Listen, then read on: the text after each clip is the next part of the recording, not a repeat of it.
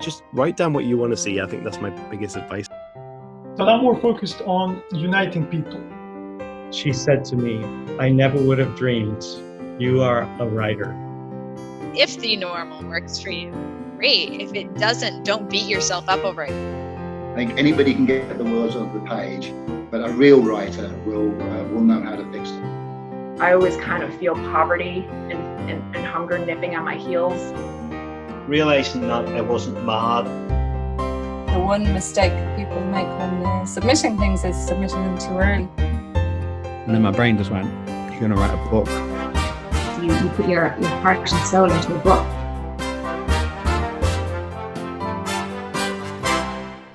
Hello, and welcome to the latest episode of Storyteller podcast. And my guest today is Stephen Black. How are you doing, Stephen? Hi, Conor. I'm good, thanks. Good. Stephen is the author of two books and a novella, Skelly's Square and Bomb Girl, the novella, and then the just about to release, when you guys are watching and hearing this, New Jerusalem as well. So very exciting time for you right now, Stephen. Yeah, it's amazing what I've achieved these last 2 years. I'm really excited about the new book, and this is all part of the excitement, doing things like this. Exactly. Great crack, as we say. Yeah, you'd be surprised how many times I've said that in interviews and then get a really weird look from people outside of Ireland. They're like, what? We can speak the same lingo. Yeah, exactly. We have a second rapport, a second language going on there. So, Stephen, you're from Northern Ireland and specifically Omagh. Can you tell me a little bit about growing up in Omagh and all that? Yeah, well, I was born in the 70s, so to speak, in Omagh, and had a very, growing up in the Northern Ireland Troubles, but Omagh at that time was sort of a quiet country town, had a very sheltered, ordinary, nondescript upbringing. Mum and dad, a younger sister, primary school, grammar school, and then went on to study history at the University of Ulster at Coleraine. And then from there, got my first job in Belfast, and I've been in Belfast ever since. Met my wife there, and we now live about 20 miles outside Belfast in the countryside, and with 3 teenagers and a border terrier. So it's pretty crazy household, pretty crazy life, but yeah, very, very ordinary upbringing, nothing special. Well, I mean, there's something special about having nothing too crazy at the same time. Yeah. So as you were growing up, especially in childhood, was there ever any major emphasis on stories, whether that be through reading, through listening to stories, or even song singing, anything like that? Really, as a teenager, I became interested in reading, and it was always I was always attracted to like fantasy series and horror as well, and the supernatural, paranormal. Basically, I mean, the first real books I can remember reading are, The Hobbit and the Lord of the Rings by Tolkien, and still to this day, my favorite book. I'm actually rereading Lord of the Rings at the minute. And Stephen King. I went through a Stephen King phase where we probably all do. Read every Stephen King novel. So it was really my love of reading then carried on into when I went to university, where I studied history. So there was a lot of reading. I became interested in sort of the research side of it in certain periods of history, which obviously influenced Skelly's Square at later dates. So just as a teenager, I was a bit of a geek. I didn't go out much. I sat in my bedroom and read books. So listen to music, Sounds very familiar to me. Don't worry. I can imagine. And when you're kind of getting really stuck into reading, was telling a story ever a part? Like, do you ever remember? Do you remember the first story you made up in school, for example, or anything like that? And how did your teachers respond to it? It's funny. It was during my O-level English exam. One of the questions was on creative writing, and it gave us like a scenario whereby we're standing on a cliff top looking out towards the sea, and we had to write an essay in an exam environment on what we could see. And I think they wanted you to describe the sea and the sunset and the wildlife. But I ended up writing, I have no idea how this came into my head, but in the middle of like a pressure O-level, like under GCSE, under a lot of pressure, I ended up writing a story about a murder happening on the beach, and I'm standing on the cliff top witnessing it. And that was my first real memory of creative writing, and I got an A. So I've done something right. Yeah, clearly. I have a very similar story. I remember in my leaving cert, which is a similar enough kind of stage of an exam, but I can't remember what the prompt was. But it was something about feeling trapped, and instead of writing the typical thing of like mental health and all this, I wrote a story of a girl in medieval times who freed a trapped prisoner of war, and he was like, "Oh, I love you, I'll come back and save you," and he organizes with her to like climb up a window to save her. But when she does that, he sneaks in a whole load of other fellas, and they ransack the castle, and it ends with her going, "Oh, what have I done?" And yeah, basically, I think the point is we both went on the path no one else was probably taken. And so to bring us up, you mentioned your wife there earlier, Fanula, whom I said hello to earlier, and I'll say hello to her on the podcast as well. You and her started a blog back in 2017, the Fractured Faith blog. Can you tell me a little bit about that? Because the reason you started it is very interesting. Yeah, well, how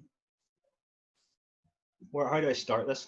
I would have a faith. I was brought up as a churchgoer, and you talk about stories. I know my Bible stories inside out, and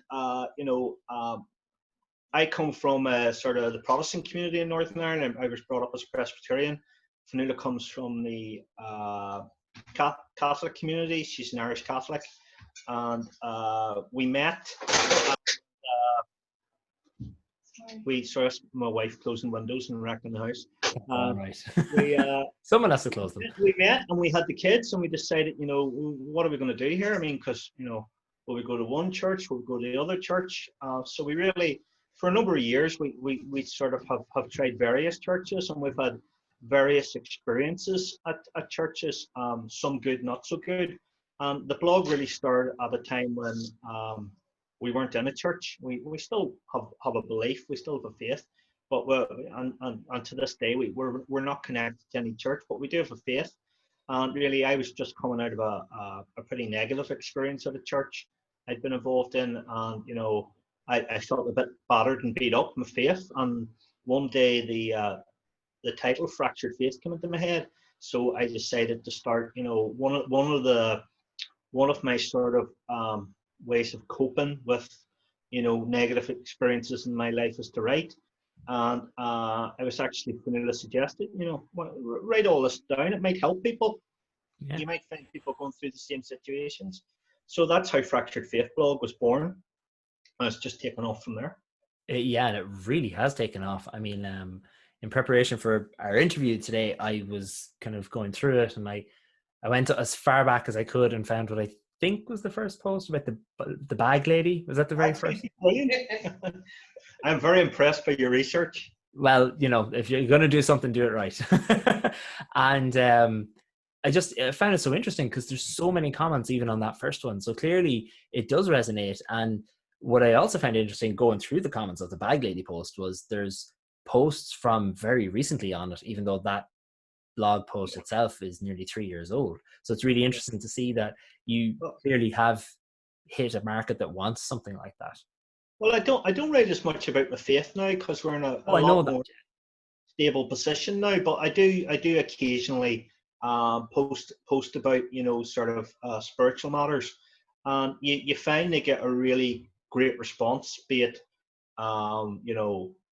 Christians, agnostics, atheists, people who follow other faiths. There is a real, and amongst the writing community too, there's such a, and I yourself, you write, sort of fantasy and sort of paranormal, supernatural series. You know, all this sort of curiosity about what lies beyond, and is there an afterlife, and what does it look like?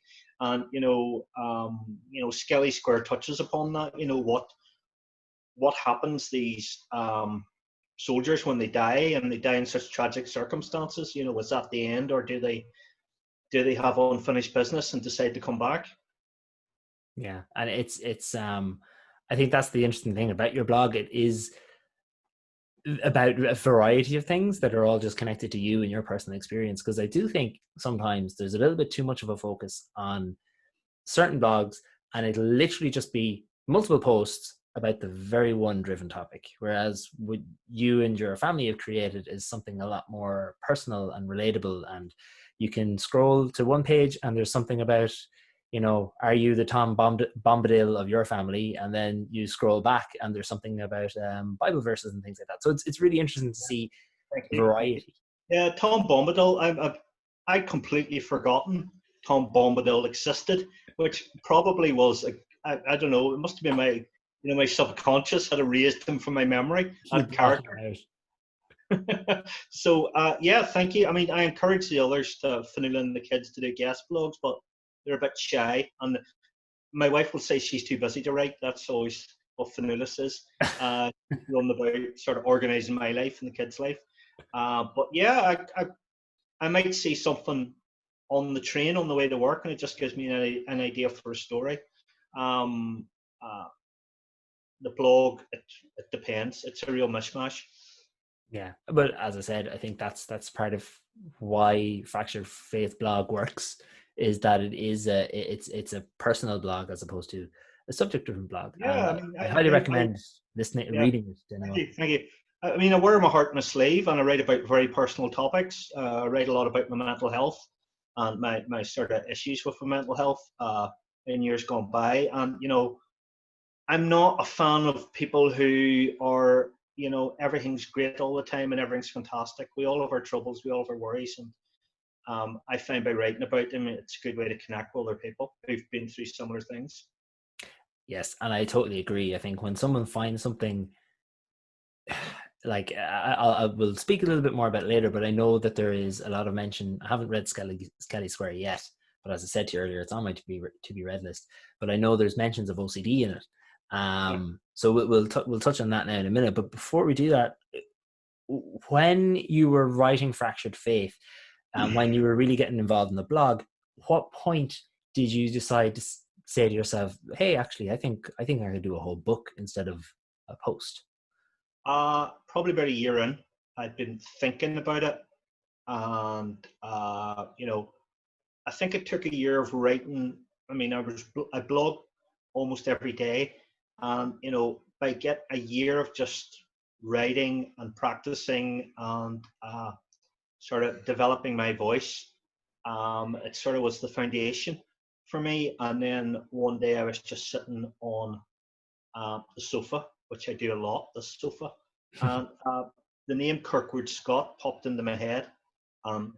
It was just a name, Kirkwood Scott, because I find people in Northern Ireland have strange names. They have their Christian names are surnames, and their surnames are Christian names. Yeah. Because I don't know if you get that down south, but you find people with, like, you know, for example, you know, they're named after their grandmother's maiden name or something. So, for example, my son's middle name is Carson, named after my granny and granda Carson.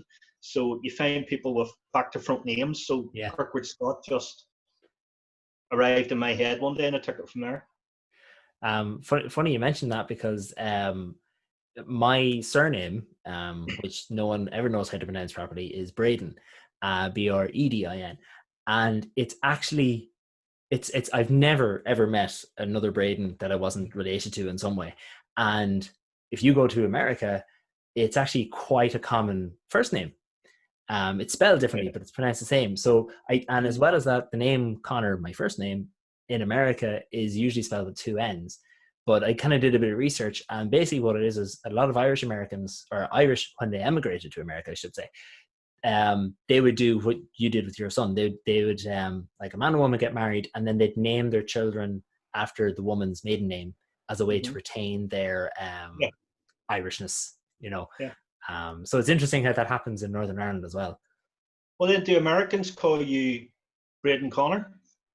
No. But like the name Bredin is a first name very often in America. But if they called me Bredin Conor, I'll still answer. If anyone calls me anything, I'll answer. And so you got Kirkwood's got the name, but I'm sure then you have to develop who he was and what was happening to him in the book. So what was that process like, discovering who he was and plotting out a story for him? I've always thought it was a bit weird and a bit of a weirdo, and all throughout my life I thought I was some very, very strange man. I am a very, very strange man, but there was all sorts of stuff going on in my head, and I would have a lot of like routines I would need to perform in my head to get through a day, and it became very complex, very complicated, very draining, exhausting. And one day Fanula, as ever, was on a website and was researching it because it was having such an impact on my life and the family's life. And she said, look, I think you have OCD, obsessive compulsive disorder. And I went on the website and like I was ticking every box. So I ended up going and getting some counselling and some medical help, and was diagnosed as having OCD. And I found that, to this day, there's still a great misunderstanding of OCD and, what it really is. People will say, oh, I'm a little OCD, as if it's like a quirky character trait, but it's not a character. It's not part of your personality. No. It's a mental illness.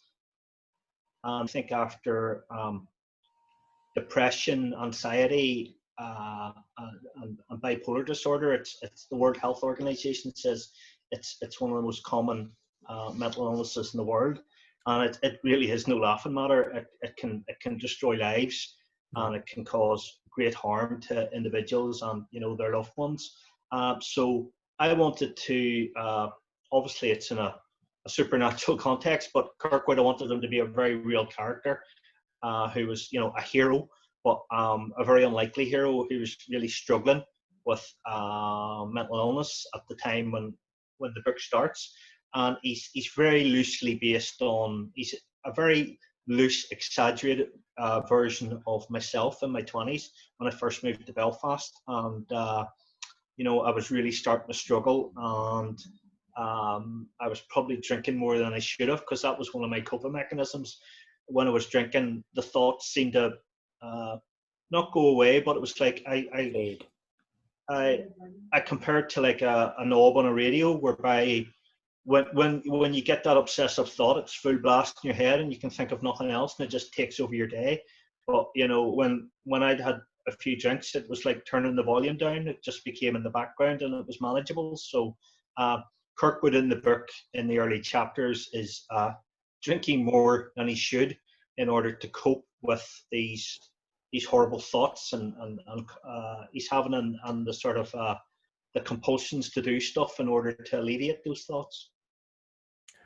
And was that hard to write about? Like, because especially as somebody who was, well, actually, no, before you answer that question, here's a shorter one. What was it like getting diagnosed later in life for something so huge? Like, obviously OCD has been part of your life far longer than it has since you had a name on it. So was there a bit of anxiety around the diagnosis, or was it a relief? Relief, total relief. Realizing that I wasn't mad, I wasn't some sort of freak or deviant.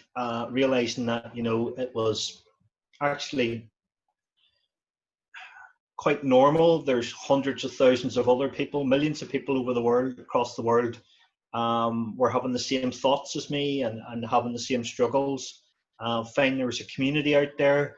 I found a lot of great books that I could read on the illness. Both sort of looking at the medical side of it, the sort of the psychology of it, and also some great memoirs, and from people who had have been going through it. And I'll mention two books. There's it was turned into a Channel 4 series called Pure, I Sounds familiar. recommend it. Or maybe it was E4, but it's called Pure. It's based on a book by a woman called Rose Cartwright, and it was her experiences with OCD. Fantastic book, fantastic series. You should watch it. And also another book by a woman called Lily Bailey called Because We Were Bad. Because We Were Bad. No, Because We Were Bad. And she's very, look her up on Twitter, Lily Bailey. She's like a model and very sort of vocal activist with respect to OCD. She does like an OCD talk hour every Wednesday night, and there's a real community growing there. So, you know, books like that, and just researching it and reading about it and learning more about it, it actually helped me. And well, Fanula would tell you yourself, it was a relief to both of us to be sort of formally diagnosed, and then, you know, through counselling, medication, and other, you know, I write, I run, you know, other coping mechanisms. It definitely was a relief to find out what was at the bottom of it all. Mm. And that's like to bring my teaching life into it. That's something I often bring up when like I'm a teacher nearly 10 years now, and whenever there was a child that I would have concerns about with, it could be OCD or somebody that might be ASD or even something as benign as dyslexia, whenever I brought it up, there was always that question from parents like, but should we tell him or her? And or to add to it, oh, I don't like labels. And I always said, well, no, a label can be a very powerful thing, because if you can label an issue that you have, you take away its power a little bit. And you were kind of saying that there. I mean, that you struggled with OCD all your life, not realizing what it was. And then when someone named it, you had mentors to look up to, and you had books to read and TV series to watch and talks to listen to. And it seemed to have given you a lot more control over your life. Yeah, control. Because people, you know, a lot of people think people with OCD are like control freaks, and they're like, everything has to be a certain way and the house has to be immaculate and tidy. But OCD, it's not about control. It's utter chaos. Yeah, it's about lack of control. You have no control over your mind. You have no control over the thoughts that are going to enter your mind. You have no control over the acts that you're compelled. With me, it was going over mental routines, but there are other people. It's physical. You know, with Kirkwood, it's more physical actions. He has to perform in order to alleviate the obsession, and just the anxiety just mounts on your chest until you think, you just think it's the end of the world. These thoughts, you think you're going crazy. So OCD's not about control; it's about lack of control. And being formally diagnosed helped me regain some of that control I'd lost. That's amazing. And congratulations, I suppose. That sounds like an awful thing to say, but what I mean is I'm really glad that you got that control back, and it's clearly helped, because we ended up with not one, not two, but 3 books and a well-established blog. So was it hard then for you to write about OCD with a fictional lens? Like, did you find that difficult in any way, or was it more like a relief that you could share your experiences? Again, it was a relief. I was concerned, thinking, if I write a book about OCD, could it trigger me, and could it be, you know, a backward step in my recovery, for want of a better word? But I actually found the chapters where I'm exploring Kirkwood's OCD, I actually found them quite easy to write, and it was almost like its stuff had probably been bottled up inside me for years and years that I was able to get out. So those chapters were not difficult to write. And they were from the heart. I mean, those chapters are probably the closest you'll get to my personal experiences with OCD. And you know, I wanted them to be as honest and as real as I could, because I wanted people who were going through a similar situation to read the book and go, yeah, I can relate to that, I understand that. And you know, just as I found other authors and you know, areas that I could relate to, I want my books to be there for people on the blog for people who are they're where I was 3 years ago, and I want them to be able to go, look, I'm not my own here. There's other people out there, and it may seem like there's no hope, but Fractured Faith's all about hope, and it's all about, you might think you're at rock bottom, but there is hope, and there is, you can come back, you can get out of this hole you're in. It's a really admirable reason to write a book, and fair play to you. I also want to make a lot of money and become famous. Oh, well, then you're in the wrong job. I also, you just, I'll mention it. There's another interview I've done for an episode that will come out after this right? But we talk about how that's one of the best powers behind fantasy stories and science fiction stories, in that you can talk about really human things like OCD or like alcohol dependency or like struggling with sexuality, and in a way, because you're doing it through a fictional lens, you can nearly delve a lot deeper into it, and the reader is able to have a greater suspense of disbelief, because if they can accept elves, then they can accept other things that they mightn't normally experience, Gay elves. Yeah, why not? Gay alcoholic elves with OCD. Let's go all the way. So what was it like then when you had finished Skelly Square, the first of the Kirkwood Scott books, and can you bring me back to the first time you held a physical copy in your hand? What was that like? It was very exciting. It was almost like surreal. I'm sure you know yourself. It was like, did I really write this? And I would still pick up Skelly Square and flick through it and read bits and go, I have no recollection of writing this. This is really good. This guy's quite good. And I was going like, did I actually write that? And there's almost a sense of disbelief. I don't know. I know you're conducting the interview, but I don't know how you felt after writing your book. I was pretty much the same. I just the one thing actually for me, because I just it's processing at the minute now in August. I don't know where it will be when this podcast releases, but I recorded the audiobook version of my book, and it was the first time I read it back since I hit the publish button. And there was loads of parts. I was like, I don't remember any of this. This is class. So it is a surreal. Yeah. I'll plug it again. It's a great book. Really enjoyed it. Thank you very much, Stephen. So then, after Skelly Square is out, it's doing really well. I mean, you have, as we're recording now, you have very close to 100 reviews on both the .co.uk Amazon store and the .com Amazon store. And one of the things you do that I love, and I'm stealing the idea, is you like to pitch the two stores against each other on Twitter. You like to say, "Ooh, who's going to get to 100 reviews first?" So what is that experience? Americans are very competitive. Yeah, well, clearly they're winning at the minute.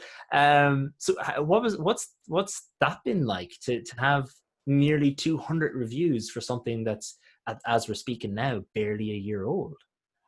Fantastic, really. I'm so pleased. Again, I'm pinching myself. I'm just waiting for my first 1-star, 0-star review going, this was utter rubbish. It's the worst book I've ever read. But people have been really, really kind, and I've got so many, 4 and 5-star reviews, both on Amazon and Goodreads, and such great feedback, and it's really, really appreciated, and it's really encouraged me to keep writing and to expand the Kirkwood Scott universe. I'm about 8,000 words into the 3rd book in the Kirkwood Scott series, and whenever I'm having a day where I'm doubting myself, or I'm going like, I can't be bothered, I just think of some of those reviews, and some of them are like, I can't believe people write stuff about something I've written. So it's, yourself, reviews are really important, and reviews matter with regards, promoting your visibility and your profile as an author. And I'm waiting for the bubble to burst, but thankfully, touch wood, they keep coming, and I'm really, really grateful that people like the book and like the characters. And on that, actually, because I originally wanted to ask this about the blog, but seeing as you're bringing it up, knowing that the book is doing so well and knowing that there's so many people reading it, do you feel like, does that motivate you? Does that make you want to write more and become better? Or is it a bit of pressure and you're kind of like, because it can go either way, really. So does this large amount of focus on you as a writer, does that motivate you, or does it put you under pressure? Yeah, I'm motivated. I'm quite driven anyway, and quite focused. And Fiona will probably say I get quite blinkered. And when I do something, I want to really do it to the best of my ability. Like when I started running 7 years ago, I wanted to, I wasn't happy just run the 5K. I decided I wanted to run a marathon. And you've done a few marathons now, haven't you? I've done 10. 10? I've retired now. I've retired at 10. Congratulations. My favourite one was Dublin, definitely Dublin. Yes, I'm motivated to write, but there's also that little bit of pressure, bit of worry. I think A New Jerusalem is far better than Skelly Square, but I'll let the readers decide that. I mean, I'm really excited about A New Jerusalem because it just takes the Kirkwood Scott universe and just really expands it. And there's lots of new characters, lots of new worlds and scenarios, and new bad guys, and new heroes. And it's got my beta feedback was really good, really strong. So I just feel it was a lot easier. But I mean, Skelly Square took me about a year to write, and I wrote A New Jerusalem in 4 months, and it just flowed so much easier. Skelly Square was like, I'd write a chapter, then I'd take 2 weeks off, and then I jumped from like the middle of the book to the start.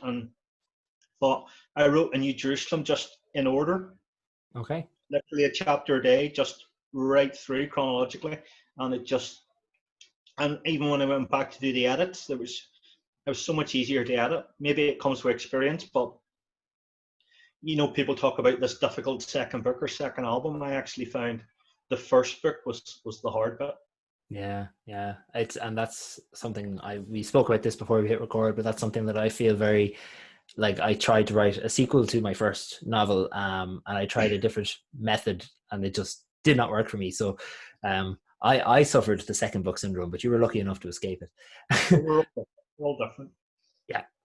And actually, you there's a third thing in there that came in between, which is Bomb Girl. And when I read the description about that, I, of course, being from North Leitrim, which is a lot closer to the Northern Irish border than a lot of people realize. When I read the synopsis of Bomb Girl, which I'll explain now. So Bomb Girl is about a girl. It's set in the same universe, isn't it? It's set in the Kirkwood Scott. Yeah, it is. It is not. I'll explain that. It's kind of like the link between Skelly Square and A New Jerusalem. Oh, okay. Now I really want to read it even more. So it's the Bomb Girl, the titular character. She's named that because she was born on the same day that her hometown was bombed during the Northern Irish Troubles. And of course, you being from Omagh, and that's like the Omagh bombing, which a lot of people say was kind of the last big hurrah or the last tragedy of the Troubles. And it's actually, for me, it's the first one I have a really clear memory of coming home from school, and the TV in the kitchen was on, and there was these horrible images of your hometown having been bombed.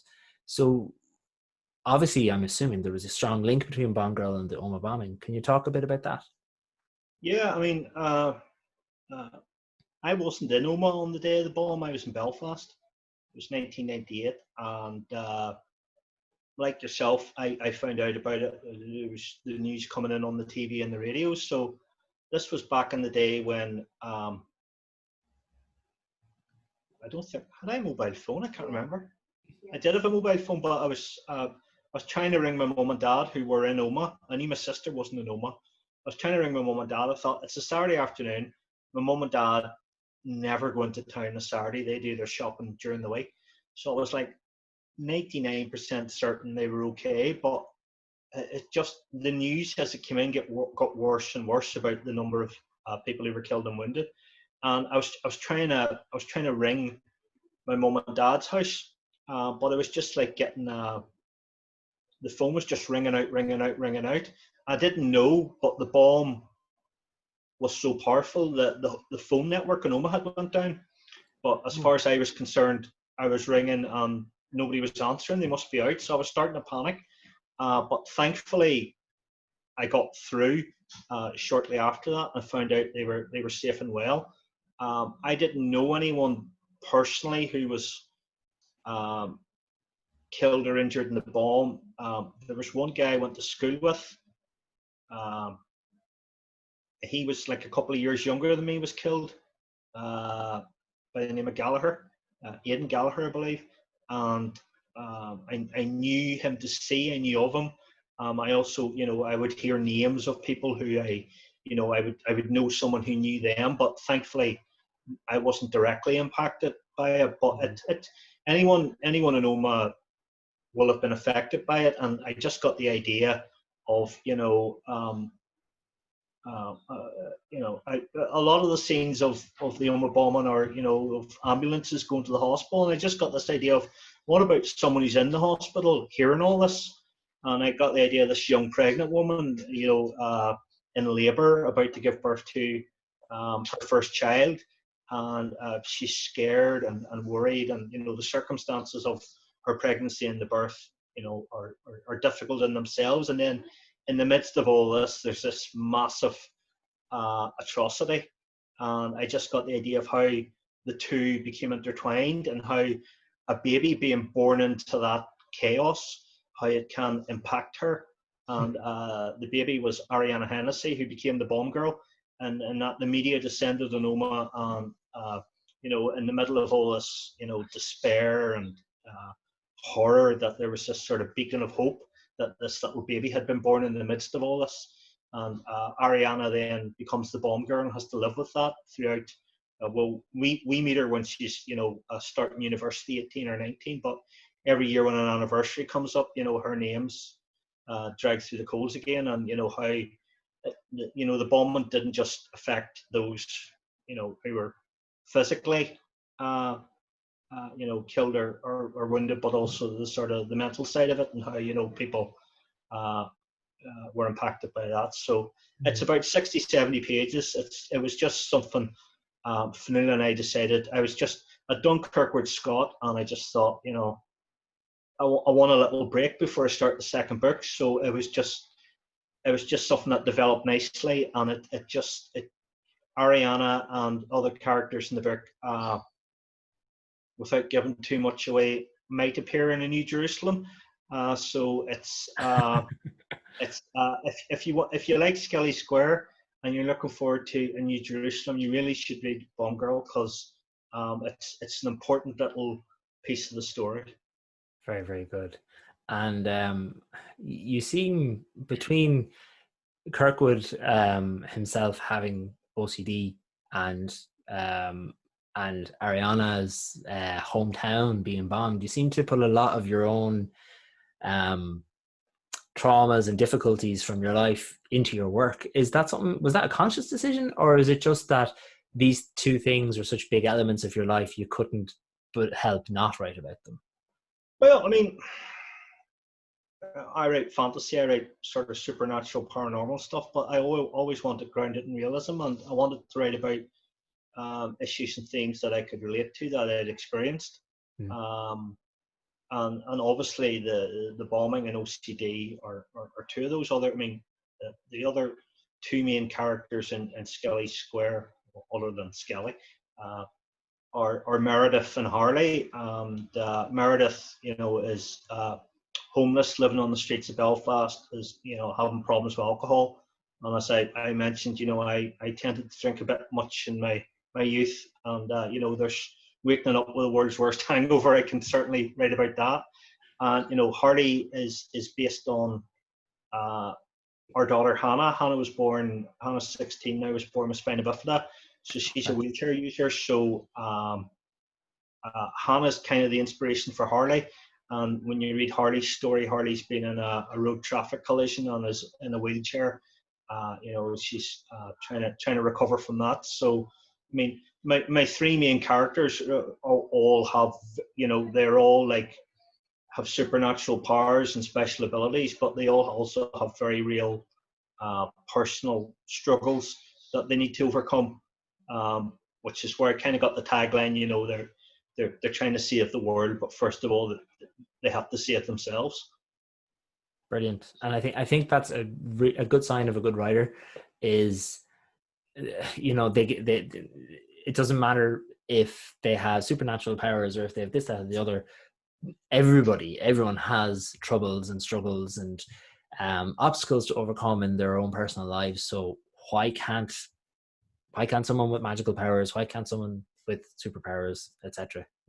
I think that's one reason Batman is so popular, because he's clearly has a lot of issues with witnessing his parents being killed in front of him and all that kind of thing. And Totally messed up.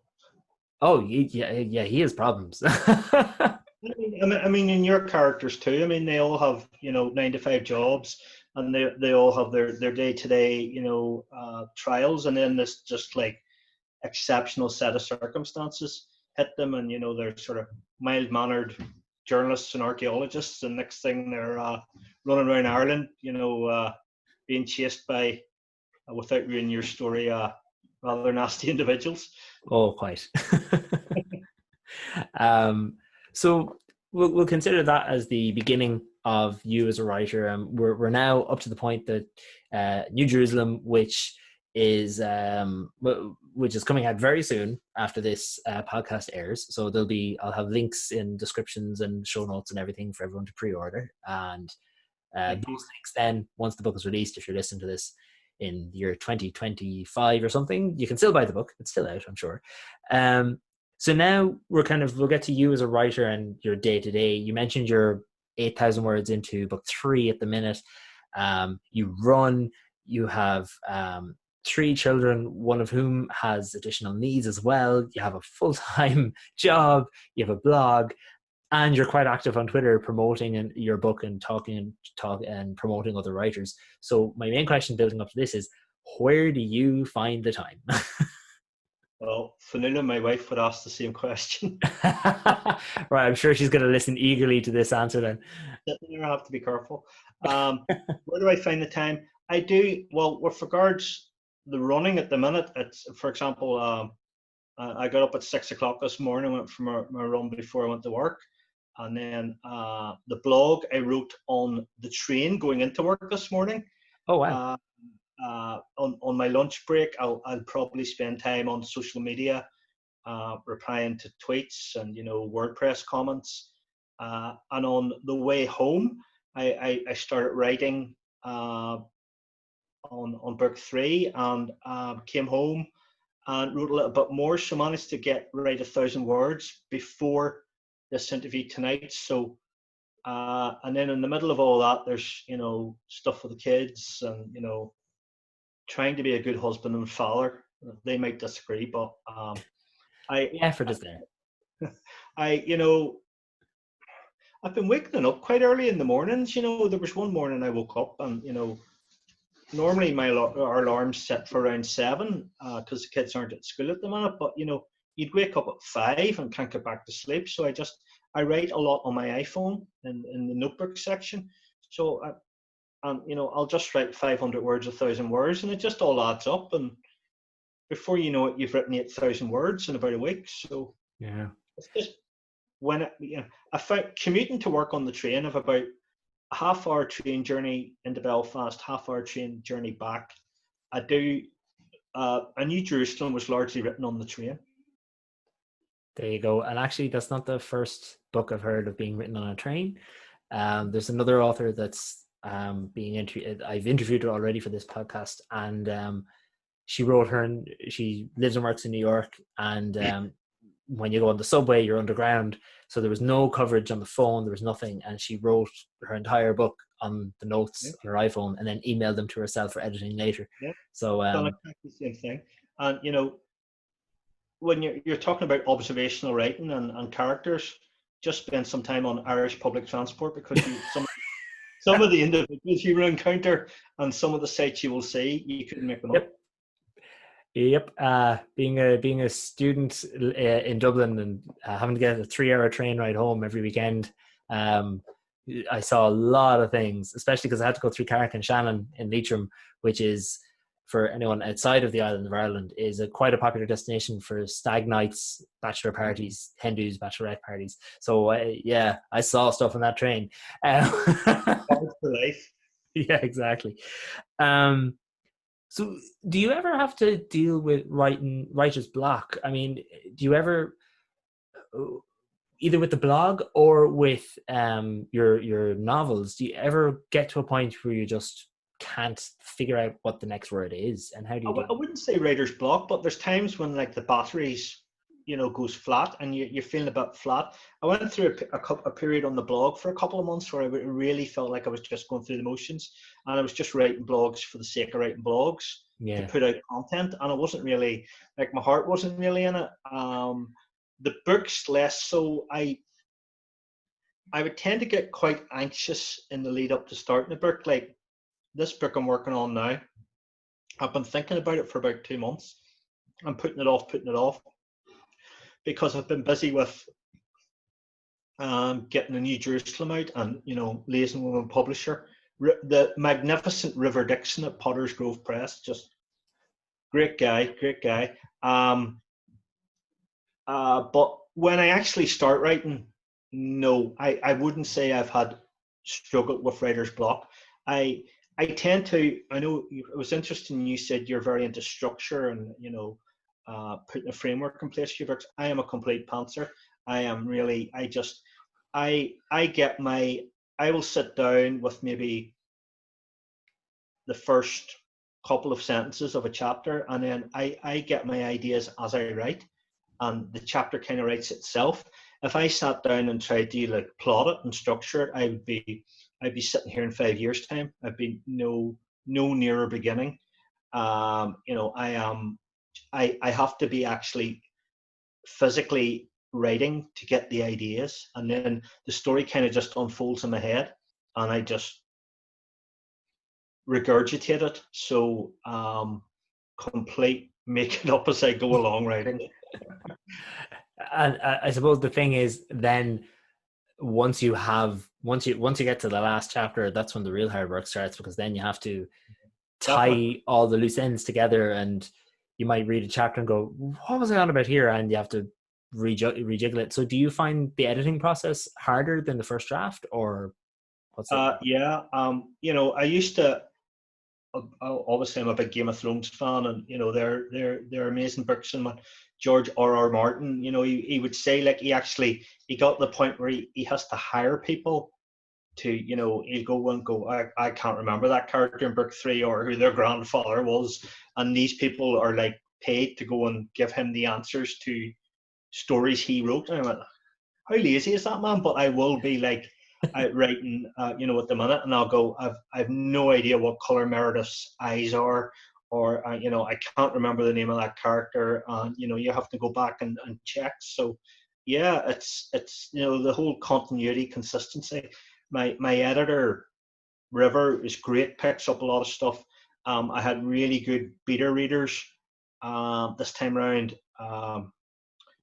One guy actually, Rory DeBarra, is in the Irish Navy. He's a writer on Twitter. He's writing a series of books called the Storm series, and he really helped me with a sort of without giving too much away. There's a bit in New Jerusalem that on weaponry and the military, and he was able to give me how do you fire a rifle, or how do you if you're going to shoot someone, how do you actually aim and stuff like that.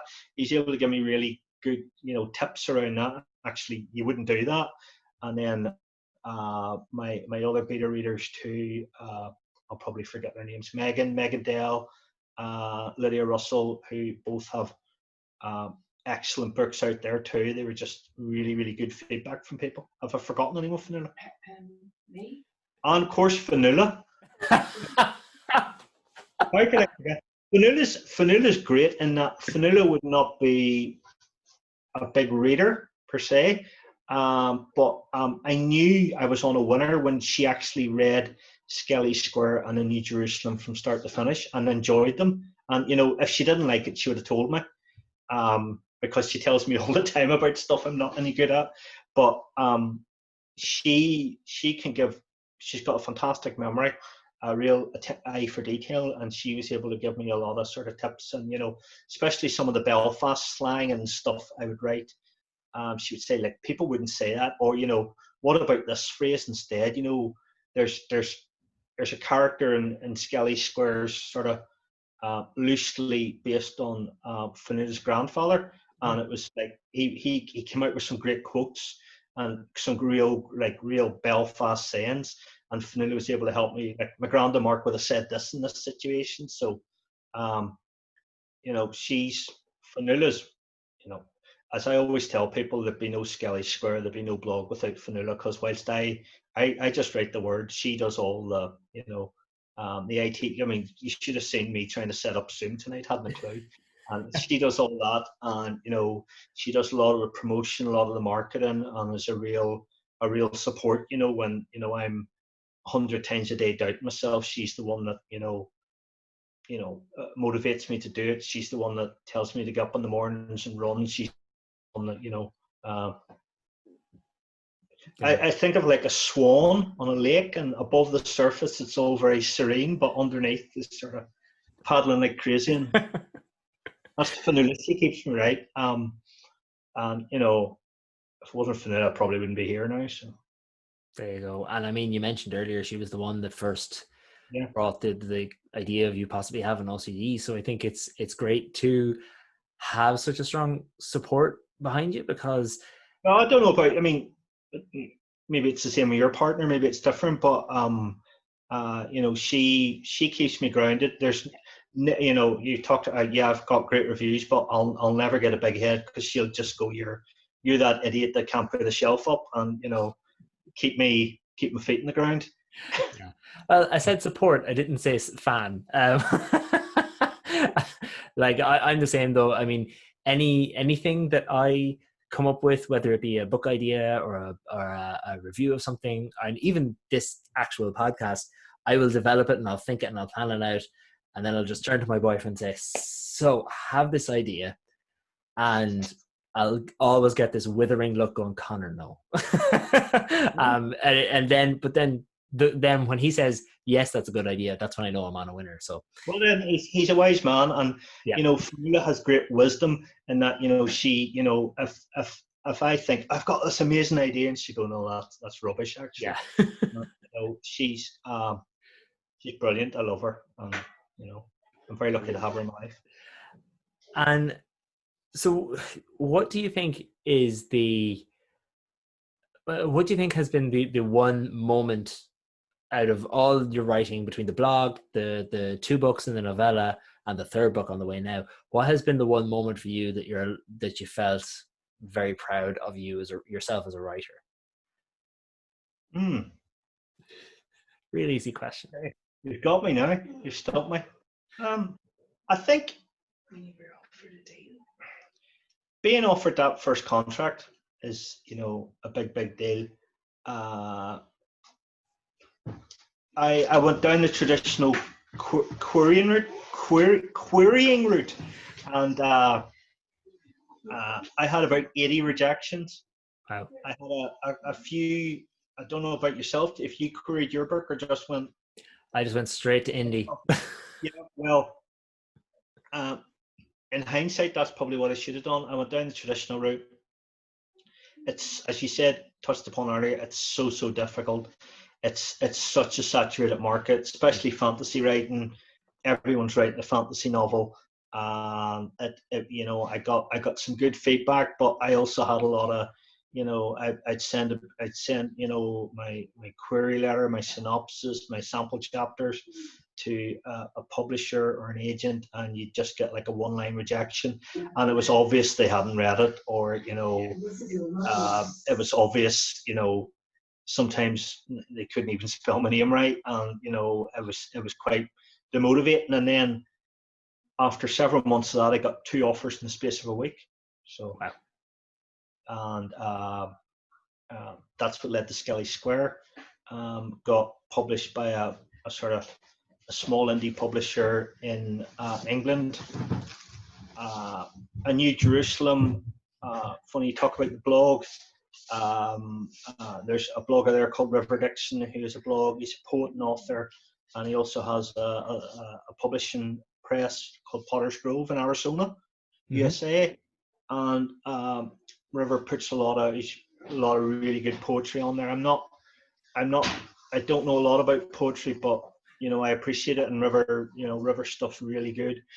And he read Skelly Square and Bomb Girl, and I got talking to him, and I said, look, I've got a new book, and he says, well, why don't you submit to our Potter's Grove and we'll have a look at it.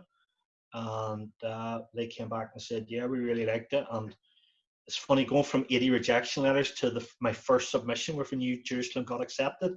There you go. Again, it's for authors out there, and you see it on Twitter every day, people like giving up, and you see really good bloggers, they just stop because they go like, I'm getting nowhere here, I'm banging my head off a brick wall. I mean, just keep at it, just don't give up, because if your work's good enough and you believe in it, you'll find someone, you'll find a home, and you'll find people that love it and will read it. And I respect you for going indie right away, because I probably in hindsight should have done that too. But I'm happy where I am now. Yeah. I'm content that people are reading my work and loving it. It's such a hard industry. We're not going to become millionaires, are we? As you said, no. And it's tough. But as you say, getting those reviews, it makes it worthwhile. Yeah. Doing stuff like this makes it worthwhile. Exactly. So that kind of sums you up now as a writer and your day to day. And what I'd like to talk about now is just one or two quick questions about your plans for the future. So obviously we're talking in August, but this is airing in October. New Jerusalem is out. I'm sure you'll be working on book 3 in the meantime. But what are your goals as a writer in general? Like, is there any big thing that you're like, oh, when I have the time and when I have the motivation, or is there any big thing like, I can't wait, if this happens, I'll have it made? Is there anything like that in your head? Not really. I've thought about entering contests and competitions, because you see these like award-winning authors, and then I go, yeah, I'm happy enough. Yeah. Being able to complete the Kirkwood Scott series would be a big achievement, a milestone. I had initially planned it as a trilogy, but it's now looking more like it's going to be 4 books. So completing that, and I have ideas for other stories in the Kirkwood Scott universe that don't involve Kirkwood, Meredith, and Harley. I've got an idea I'm thinking about of a story set in a futuristic version of Donegal. Donegal's frightening enough, but a futuristic version of Donegal. What you mean is futuristic Donegal is really Donegal in the 2000s. Yeah, basically the electricity, running water. Maybe I'll write about North Leitrim. I don't know. Oh, don't. But I want to keep blogging and do the blogging is my bread and butter, and I want to do that. But my main focus at the moment is getting the Kirkwood Scott series finished, and we'll take it from there. Brilliant. And are there any goals you have that have nothing to do with writing? You're going to do 10 more marathons? No, I'm not going to do 10 more marathons, because my knees and my the rest of my body won't allow it. I'm 50. I turned 50 this year, so. Congratulations! Happy birthday. Commiserations. No, it's just I think you said earlier, there's a lot to be said for having a normal life, and I've been through quite a bit of turmoil in my younger life, and just having a nice settled life. I would like to retire reasonably early and go full-time writing. So if you're talking about dreams, and this is a dream, it's to be a full-time writer. But if I could retire and be able to sort of subsidize my meager pension by writing, I'd be as happy as Larry, sitting in having a little study and writing every day. Fionnuala might disagree. She talked about investing in a shed for me. But the kids too. The kids are at an age where my son Adams, he's 18 and he's doing his A levels this year. He's a very talented rugby player. So watching him play rugby, makes me happy. Or Hannah is very dramatic, shall we say. She's an interest in theatre and the arts and music, and she has her mother's creative side, makeup and hair. So I'm really excited to see what Hannah's going to be doing. She's 16 now, so she's got lots of potential and ability. And the youngest, Rebecca's 13, and she's a footballer, a soccer player. So again, I am happy, standing on a freezing cold touchline, supporting them. Fionnuala went out and I went out for a Chinese meal last night, and it was nothing very, very ordinary, but we hardly ever get out. So just doing little things like that. We would love to travel. I'd love to travel when I retire and see some of the world. I've got this fascination with cold places. I want to go to like Norway and Alaska and places like that. So, there's, and I'll do a bit of running, but no more marathons. Definitely not. Fair enough. Pardon? Run. I have tried many times, and I really got stuck into it at one point, and then same as yourself, I hurt my knee. It swelled up. I couldn't keep it straight for a couple of days in a row. So I was like, right, okay, I'll figure something out. So not a runner, but I do other things to keep fit. A little bit of yoga, a little bit of weightlifting, that kind of a thing. So then my last 3 questions, very, very easy questions. When we've finished this interview, we've said good luck, and you turn off the computer, what's the first thing you're doing this evening? We are going to watch a show we've been watching called, it's actually set in Ireland, called The Deceived. I think I've heard of it, yeah. It's a 4-part series, and this is the last episode tonight. So we're going to watch that. I'm going to give my wife a foot rub. I went out earlier this week and bought foot cream for her. So my wife has type 2 diabetes, so she has to take real care of her feet. So that's one of my jobs. I'm not very good at a lot of things, but apparently I'm quite good at giving foot rubs. So we're going to watch the last episode of The Deceived, and I'm going to give my wife a foot rub. Lovely. Sounds like such a nice plan. My second last question then is, what could you, just for anyone who's listening, could you just tell us where they can find you and your books and everything like that online? Yeah, you can find me on WordPress. The blog is Fractured Faith Blog. I'm on Twitter, Facebook, Instagram as Stephen Black with a PH. Yes. I'm on Twitter every day, and I post regularly on Facebook and Instagram. So you'll find me on those platforms. And if you don't be afraid to say hello, have a chat. The books themselves, the Kirkwood Scott Chronicles, Skelly Square, Bomb Girl are available on Amazon, your local Amazon site. Skelly Square is available in ebook format and as a paperback. Bomb Girl we self-published, so it's just available as an ebook. And A New Jerusalem, which is the second book in the Kirkwood Scott series, is coming out. It's available to pre-order now, again on Amazon and as an ebook, and it's coming out as a paperback on the 6th of October through Potter's Grove Press in Arizona. So I'm everywhere. Everywhere. Just Google and we'll find it. And there'll be links in show notes and descriptions and all that as well. Yeah. And my final question, very, very easy. What was the last book you read? Ooh. Oh, maybe it's not so easy. know what? It's because I'm reading about 4 books at the minute. You're one of those. I will say the book I'm reading at the minute is I'm rereading the Lord of the Rings trilogy by Yes. Tolkien. And readers of the blog, I have a little blog series going, Thoughts from the Prancing Pony, which is one of the inns that the hobbits visit. And I'm sort of doing a sort of quirky look at the books and, you know, revisiting the books that I read as a teenager, rereading them now 30 years later, and picking up on stuff that, you know, I completely missed first time round, and Peter Jackson completely missed in the movies.